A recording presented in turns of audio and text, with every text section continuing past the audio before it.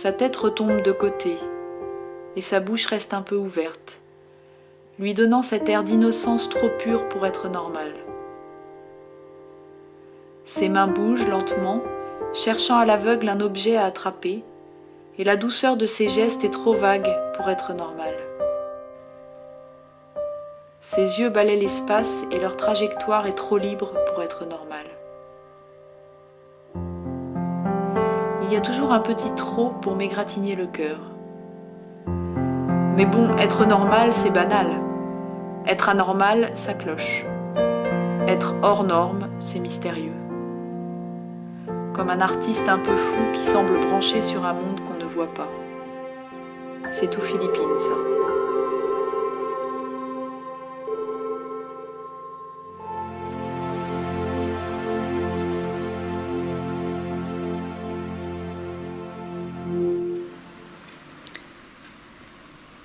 Voilà, cette petite Philippine dont on se demandait avant qu'elle naisse si elle ne ressemblerait pas un petit peu à E.T. Quand tout à l'heure on parlait de femmes qui craignaient l'aspect monstrueux d'un enfant porteur de handicap, c'est une peur qu'on a éprouvée avec mon mari. Voilà, et finalement apparaît cette petite fille hors norme, au corps très fragile, au corps abîmé, au corps à aimer. Et donc, face à ce corps, même brisé quelque part, la tentation est de créer un éloignement. Aujourd'hui, j'entends beaucoup qu'il faut essayer que les femmes ne s'attachent pas. Et certains sont désolés pour moi que j'ai eu le temps de m'attacher à mon enfant ou que j'ai pris le temps de m'attacher à mon enfant. On préfère se prévenir, ne pas aimer, pour ne pas se retrouver dans la situation d'aimer quelqu'un dont le corps serait si fragile. Et donc notre réflexe naturel, c'est plutôt la distance, c'est l'éloignement, c'est la fuite. Et si cet enfant devient le mien, voilà, que je suis au défi de m'approcher de ce corps fragile, et de cette personne fragile, et au défi de créer un lien avec elle et de sortir de la peur. Quand Philippine est arrivée dans notre famille, ça a été toute la question, c'est de se dire comment va-t-on entrer en lien, comment va-t-on créer un lien et un contact avec un enfant qui est profondément handicapé mentalement, elle est aveugle et sourde, et puis donc elle est en dépendance totale physiquement. Donc comment faire quand tous les canaux de relation semblent bouchés, et d'où l'avènement de cette découverte pour nous que son corps est notre moyen de communication, son corps dans sa fragilité, et la fragilité même de son corps devient notre lien et devient notre moyen de communication. Et il se passe un renversement que tous les parents d'enfants handicapés vivent, je pense, à savoir qu'on commence à accueillir cet enfant en se disant « je vais m'en occuper ».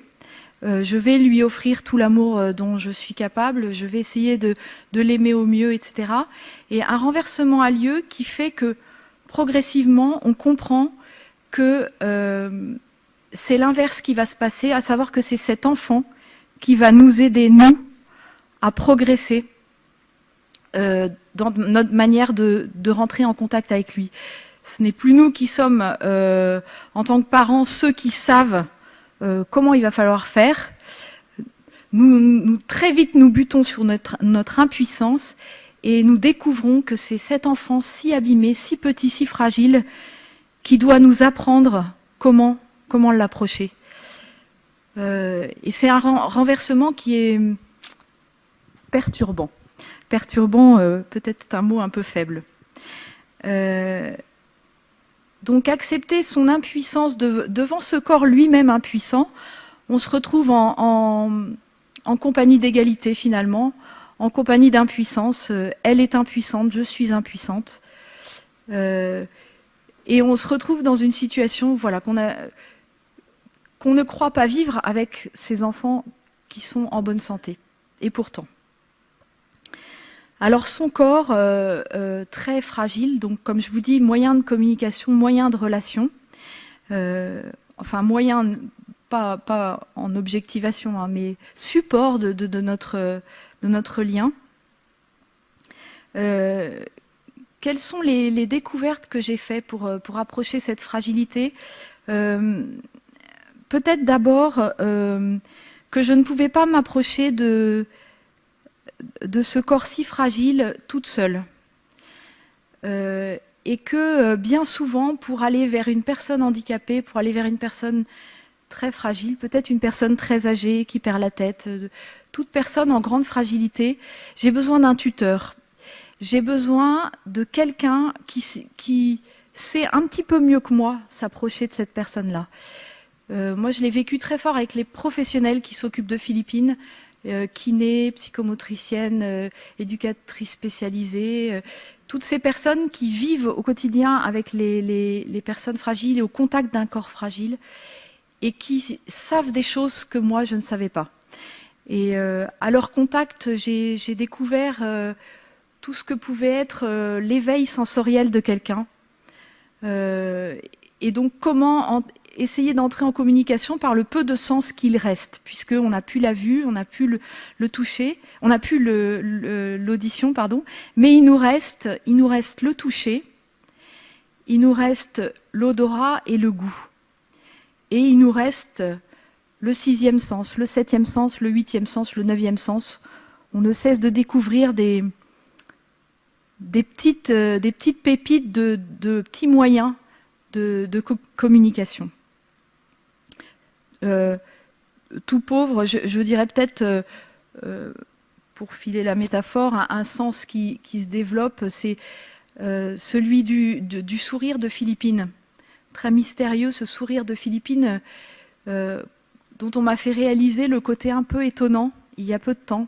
Une maman autiste, une maman d'enfant autiste qui n'avait pas encore vu son enfant sourire, m'a dit « C'est bizarre, Philippine est aveugle et elle sourit. » Mystérieux.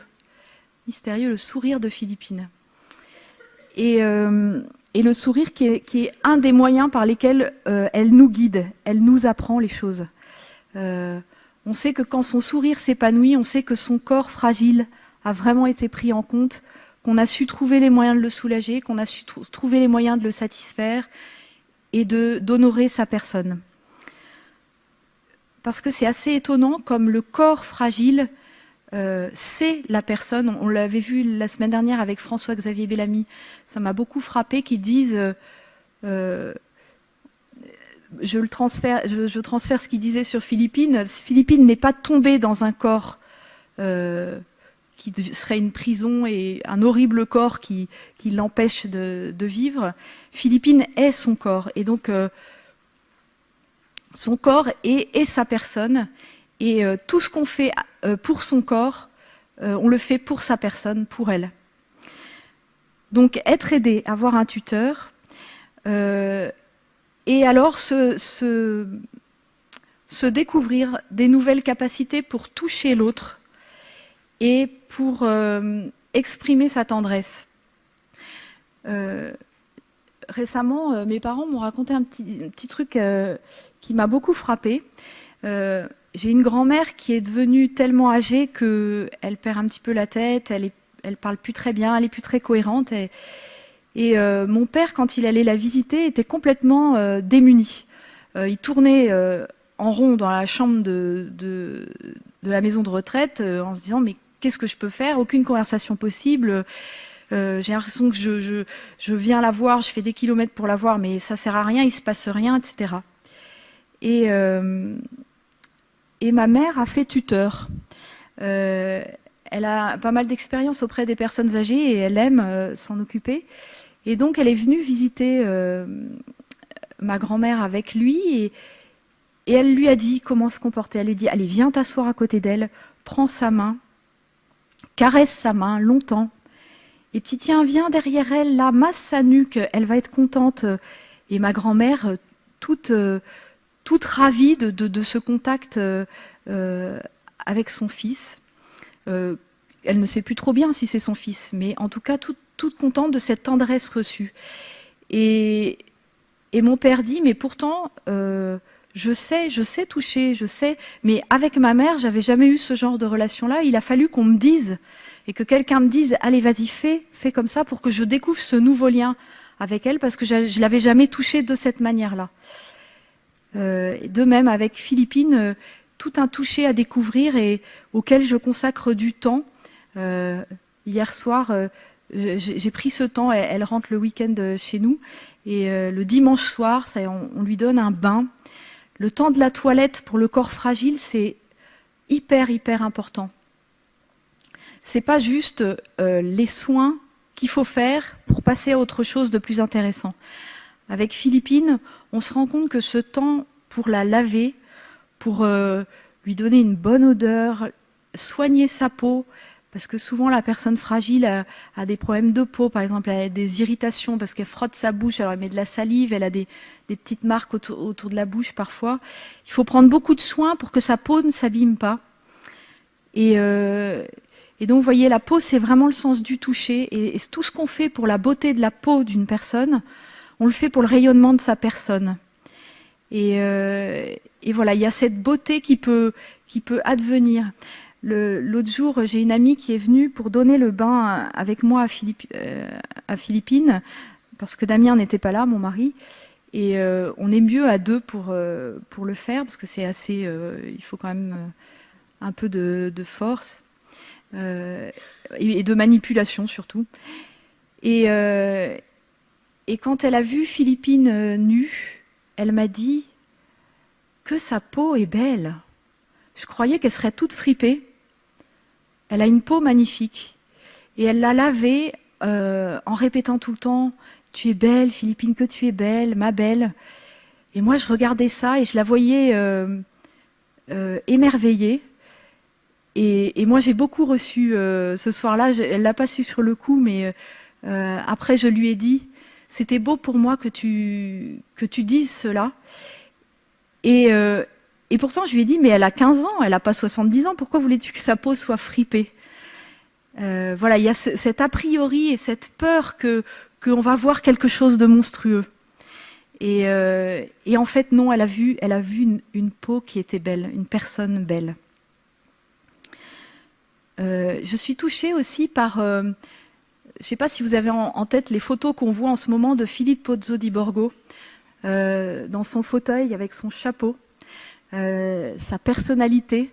Et alors on voit qu'il est enveloppé toujours d'écharpes. Il doit se refroidir assez facilement à cause de son handicap peut-être. Et donc il est tout le temps enveloppé dans des châles, des écharpes, qui sont toujours mis avec un grand soin sur lui.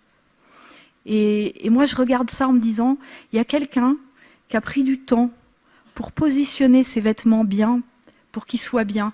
Vous savez, il n'y a rien de pire que d'être habillé tout tire-bouchonné, avec des vêtements qui vrillent sur les bras, et un corps fragile, pour l'habiller de manière à ce que tout soit confortable et bien, c'est très long.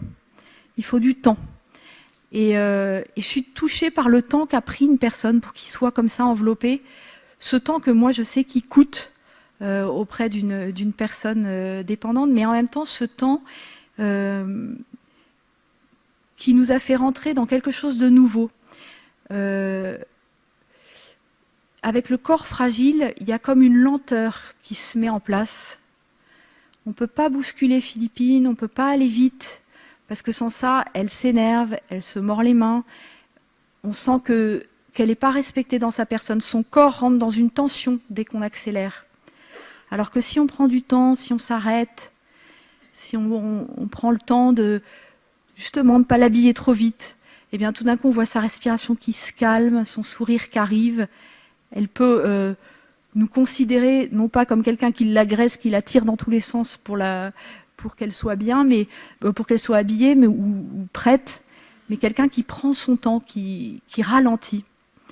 Et avec la tendresse, le nouveau rapport au temps, c'est vraiment un apprentissage auprès du corps fragile, de ralentir et de se mettre à apprécier des moments que pour notre propre corps, on expédie.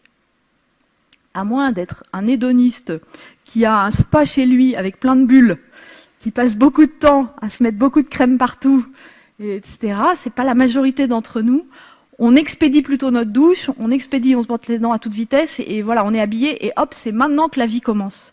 Eh ben non, avec le corps fragile, la vie, elle commence, non pas une fois que tout est... mais au moment, justement, où on va mettre ce corps en disposition, qu'on va disposer ce corps à devenir humain et à se présenter aux autres. Voilà, j'aurais pu encore vous dire d'autres choses, de la bonne nourriture pour le corps fragile, de la gastronomie pour le corps fragile. Quand on a été un petit peu hospitalisé ou soi-même un peu malade, on sait que de la bonne nourriture, ça compte. C'est pas au rabais, c'est la beauté de la personne, ces choses simples qu'on peut lui donner. Voilà, la beauté du corps fragile. Merci Philippine pour ton sourire.